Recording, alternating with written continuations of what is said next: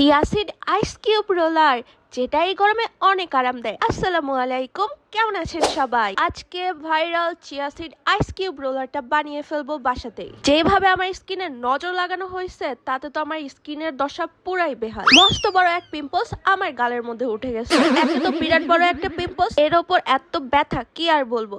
আর এই ব্যথার মধ্যে যদি একটু আইস দেওয়া যায় তাহলে কিন্তু একটু রিলিফ পাওয়া যায়। এই কারণেই আমি আজকে ভাইরাল চিয়া সিড আইস রোলারটা বানাই ফেলবো। এখানে আমি আগের দিন রাতে 3 টেবিল চামচের মতো চিয়া সিড নিছি। এরপর এটাকে অল্প একটু পানি দিয়ে 1-1.5 ঘন্টার মতো ভিজায় রাখবো। এরপর এটা ডাবল হয়ে যাবে। এরপর একটা আইস রোলারের মধ্যে এই চিয়া সিড আর পানিটা বেশি করে দিয়ে আমি পুরো ওভারনাইট রেখে দিব।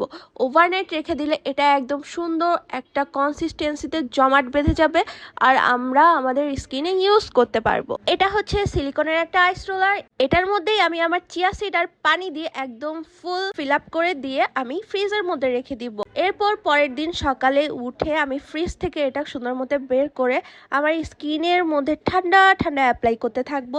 যখন ঠান্ডা ঠান্ডা এটা অ্যাপ্লাই করতেছিলাম স্কিনে অনেক আরাম লাগতেছিল, কি আর বলবো। একে তো ফেসের মধ্যে মস্ত বড় একটা পিম্পলস, তার উপরে যখন বরফ লাগাইতেছিলাম মানে এই চিয়া সিডের বরফটা খুব আরাম লাগতেছিল, মানে পেইনটা অনেক রিলিফ লাগতেছিল। বাই দ্য ওয়ে, এটা কিন্তু অনেক গুণ আছে। এটা আমাদের স্কিনে ফোলাভাব কমাবে, ব্রণ কমাবে, ব্রণের দাগ কমাতেও কিন্তু হেল্প করে আর স্কিনকে সতেজ আর একটা ফ্রেশ ভাব নিয়ে আসি স্কিনের ভিতর।